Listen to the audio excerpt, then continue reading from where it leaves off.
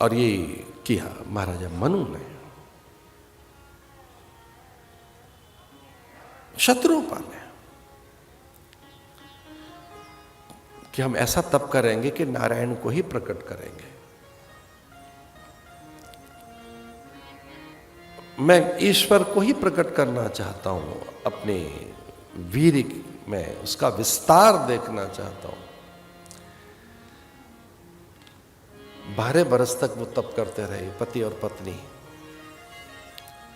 करें आहार शाक फल कंदा, सुमरई ब्रह्म सच्चिदानंदा। ये मानस में चौपाई आई है उनके तप के लिए। आजकल शाकाहार की बड़ी चर्चा है पूरे संसार में। शाकाहार में भी एक और नई चीज आई है, वीगन। उसकी और भी चर्चा है। उसमें डेयरी प्रोडक्ट्स नहीं ले रहे हैं लोग।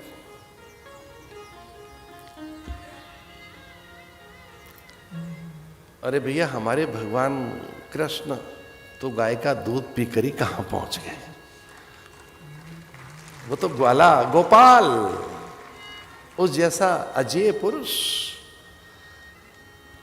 पूर्ण पुरुष, सनातन। चलो किसी कारण से ऐसा है भी तो उसके पीछे विविध विकृतियां हैं। पूरे संसार में इस बात का हल्ला मचा है कि गाय केवल एक ही देश में रहती है और जगह नहीं। गाय के नाम पर अन्य पशु हैं, वो गाय भारत में रहती है और कहीं नहीं। ये पूरे संसार भर में हल्ला है। या एक देश ने हिम्मत की, ब्राजील ने, वो सारी भारत की गाय लेकर वहां पहुंच गए।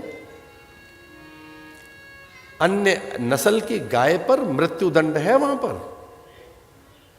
अन्य नस्ल की गाय पर। उरुग्वे में 24 घंटे में हैंग कर दिया जाता है आदमी। उरुग्वे नाम की छोटी सी कंट्री है। अगर भारत की गाय के इतरवा को दूसरी गाय किसी के पास भी है, 24 आवर्स में हैंग कर देते हैं उसे। और मैं कहानी किस्सा नहीं सुना रहा, सत्य घटना है ये। तो जो वीगन की बात आई है उसके पीछे भी कोई बात यही है कि उस दुग्ध ने, घृत ने, उन पदार्थों ने कई मानसिक विकृतियां पैदा की हैं। इसी लोगों को लगा कि नहीं, फिर हमको वीगन होना है, शाकाहार। तो ये वेजिटेरियन जो हैं लोग, शाकाहारी हैं, जानना चाहोगे क्या है?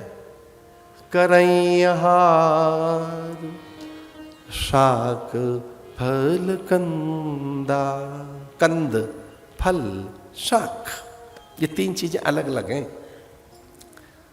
जब आप वेजिटेरियन होने की बात करते हैं तो ये 3 चीजें बिल्कुल अलग हैं। शाक, फल और कंद। कंद किसे कहेंगे? जो धरती के नीचे है। फल और शाक। फिर ये भी उन्होंने छोड़ दिए, कंद से आए वो शाक पर, फिर शाक भी छोड़ दिए तो फिर वो आए फलों पर, फिर फल भी छोड़ दिए तो पत्र से रहने लगे, फिर पत्र भी त्याग दिया उन्होंने, सूखे पत्तों पे रहने लगे। और एक पीपल के पत्ते में, सूखे पत्ते में, एक पीपल के सूखे पत्ते में लगभग 1 मिलियन ईयर्स के लिए तत्व छुपा होता है। 1 मिलियन माने 10 लाख साल तक के लिए पीपल का पत्ता मरता नहीं है।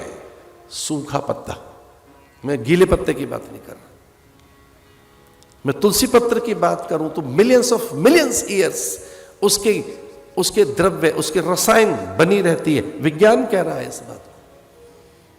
तो सूखे, पहले तो कंद छोड़े, फिर शाक पर आए, फिर फल छोड़कर पत्र, पत्र से भी सूखे पत्र, और फिर वो जल के आधार पर रहने लगे, जल से भी फिर वायु के आधार पर रहने लगे, और वायु का भी आधार त्याग कर वो आत्म तत्व में लीन हो गए, और फिर नारायण प्रकट हुए। इतने नैसर्गिक हो गए, इतने प्राकृतिक हो गए, पवन के साथ एकीकृत हो गए, धरा, अंबर, अग्नि, जल, वायु के साथ, आत्म तत्व के साथ भगवान प्रकट हुए। उर अभिलाष निरंतर होई, देखो नयन परम प्रभु सोई।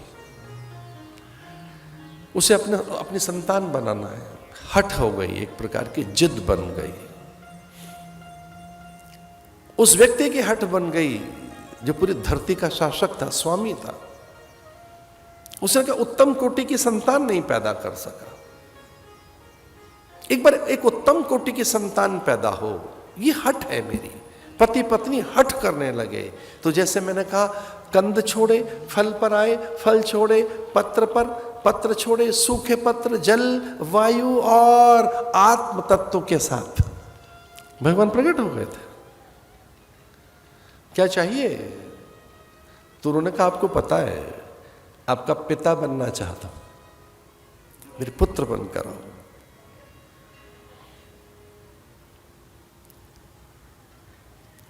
यद्यपि वो काम शून्य हो गई थी, शत्रुपकाम शून्य हो गई थी, उनमें कोई अभिलाषा नहीं रही।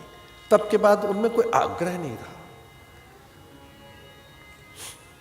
और तप में आग्रह है, तप में कोई हट है, तो फिर हट बहुत देर के बाद पूरी होती है। शत्रुपा की हट चली गई थी, शत्रुपा में कोई आग्रह नहीं था।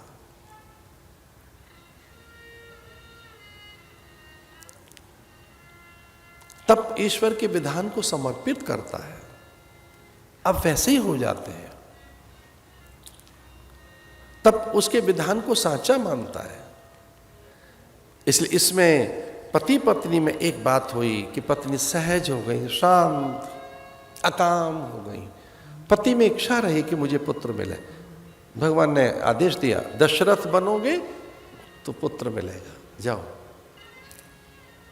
जब दशरथ बनोगे, ये कौशल्या बनकर आएंगी, मैं आंगन में आऊंगा।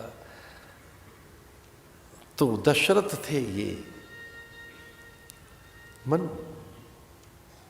अरे राजा तो बीजना बनाते थे, टोपियां बनाते थे, आसन बनाते थे, दरियां बनाते थे। हमारे यहां कहा गया राजकोष का धन राजा का नहीं है। जो राजकोष का धन है वो राजा का नहीं, वो प्रजा का है। तो कितना है राजा का? राजा कैसे ले? कभी आपने मधुमक्खी से मधु अर्जन करने की कल्पना की है? मधुमक्खी कैसे लेती होगी? फूलों से रस। तो मधुमक्खी जाती है फूलों के पास और फूलों से रस ले आती है, वहां से मधुर मधु निकाल लाती है, पर फूल को पता नहीं लगता। पुष्प उच्छिष्ट अनुभव नहीं करता, मैं झूठा हो गया, मैं अधूरा हो गया, मैं अपूर्ण हूं, मैं छला गया, मैं ठगा गया। कौन चुपके से मेरा शहद ले गया? मेरे माधुर्य को कौन चुरा ले गया?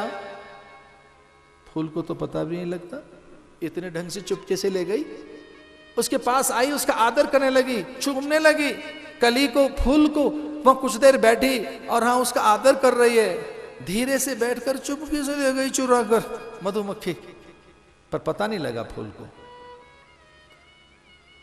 तो शास्त्र कहते हैं कि राजा को टैक्स कितना लेना चाहिए? राजा को प्रजा से कितना लेना चाहिए? जितना मधुमक्खी चुपके से फूल से लेती है, जितना फूल से लेती है। फूल को पता नहीं।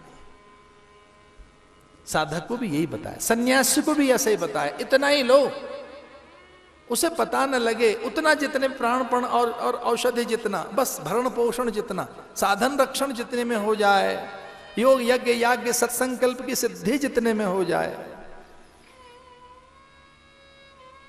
राजा ज्यादा चाहता है। राजा को अंदर से कोई चीत्कार करते हुए कहता है, राजा की जो कॉन्शियसनेस है, जो राजा की मूल आत्मा है, उसे धिक्कारती है कि तू साधु का अपमान कर रहा है। साधु समाधि में है, लेकिन साधु नहीं उठा तो एक मरा हुआ सर्प उसके गले में डालकर यह कहकर कि तुझे मृत्यु दंड दूंगा मैं, तो उठकर मेरा आदर नहीं कर रहा है।